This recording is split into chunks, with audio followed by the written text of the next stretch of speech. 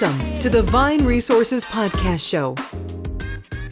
Welcome to another edition of the Vine Resources Podcast Show. I'm delighted today to have with me Chris Edson. Chris is the CEO of RPath over in West London, opposite White City, very close to TV studios. Chris, thanks very much for joining me. Thanks very much for having me. Chris, you're in a fabulous part of London.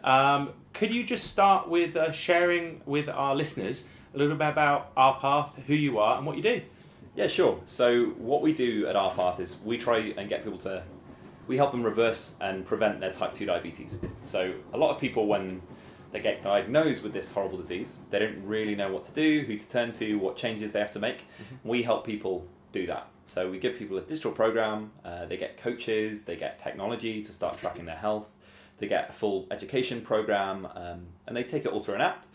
By the end of the program, which is 3 months, then they'll have made some really big changes to both their nutrition, their exercise, and also some other things like their sleep and their stress management. And the whole aim is to get people out of the risk zone, or in some cases even reverse their diabetes. And is that on desktop? Is it on Android, iOS?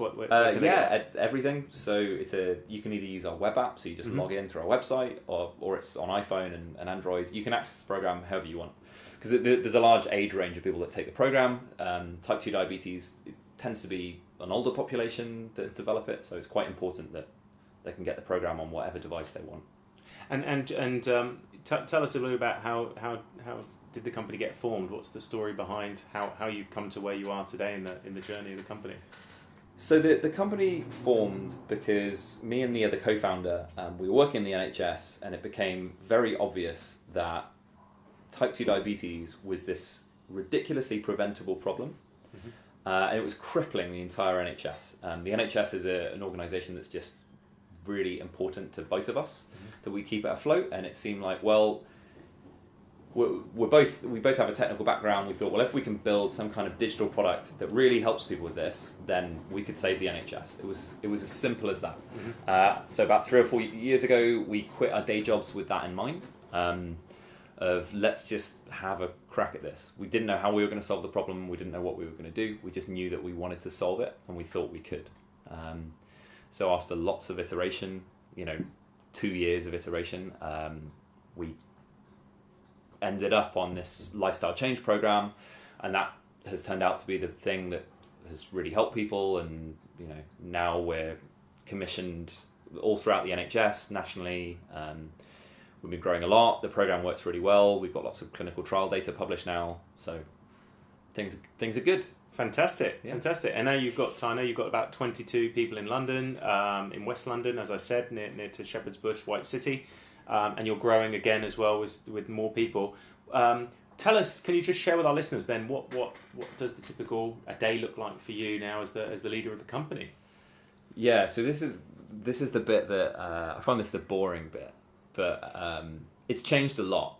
So you go through, as the company grows, you go through these different stages as a founder.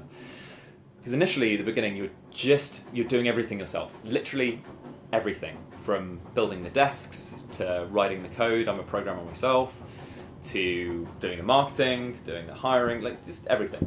And then you get a small bit of traction. And that traction allows you to raise a bit of money, and then you hire a team around you, and that's good. But you're still, even up to a team of about 10, you're still having to do a lot of things yourself. And then it changes again. You raise a bit more money, which is what we recently just closed a big funding round. The team hits about 20 people, and you learn that your job is no longer doing things.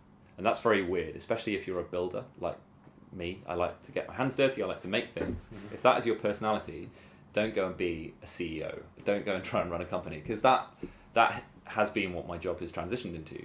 So the day-to-day now, a lot of it is just managing the team. I have 9 or 10 direct reports into me now, and the management of them alone is a full-time job. Well, that could be 2 people's full-time jobs. Mm-hmm. So a lot of my day-to-day is having one-to-ones with them. It's doing really boring things like speaking with investors, speaking to new NHS organisations that we might be developing partnerships with, or other organisations that we can partner with, like insurance companies, that kind of thing. Mm-hmm. So you turn into this, you turn into a manager, basically, which is amazing because you then get to mentor a bunch of people and help them grow and help them accomplish their goals, but your role does take a very big swing. If you think about, you've obviously been on this journey for 4 years, but perhaps before that, or even during that period, has anyone had an impact on you as a leader, and perhaps even that someone's been a mentor to you that you can share a little bit of a story with us? Yeah, so someone that I don't know, but who I think has mentored me from afar is Ben Horowitz. So Ben Horowitz, he wrote a book. It's quite famous, called The Hard Thing About Hard Things. He's a partner of a venture capital firm called Andreessen Horowitz. And he basically, in this book, he just outlines his whole story of how he grew his company. Mm-hmm. And it's probably had the single largest effect on me as a company founder and as a CEO, because the brutal honesty that he goes about it is so refreshing. In an age where every startup is crushing it and your LinkedIn feed is full of success and all the rest of it, Ben Horowitz comes out and says, we made some horrible mistakes. This almost killed me. I was suicidal. Food lost its flavor. I couldn't sleep for years. When he comes out and says that, and this is one of the most successful venture capitalists of the last 20 years, it gives you a level of support that, maybe this is stressful and maybe this is okay. Mm-hmm. The other person that probably less traditional for me to mention that I think has had a big effect on me is actually my fiance. So my fiance works at Google in their internal strategy team, and she's basically taught me that the most important characteristic in leadership is authenticity, which is the idea of, again, just trying to be honest with people. Mm-hmm. You have this leaning as a founder to try to protect your team from things. Mm-hmm. You feel like it's your job to protect people from all the terrible things that are happening, from the fact that you're about to run out of money, or the fact that you're not getting clients or sales or anything like that. And that's actually the wrong inclination to make, because if you shield your team from that, then they have no way of helping, and they don't really understand the severity of the situation. Absolutely.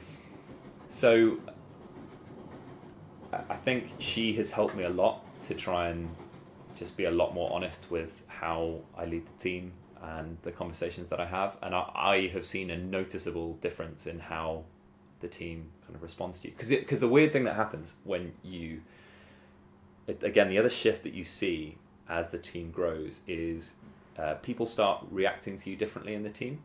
And the way that I heard it said once was, people stop peeing next to you in the urinal, right? Which is, there's a kind of deference that happens because you're the CEO, and people mind what they say around you.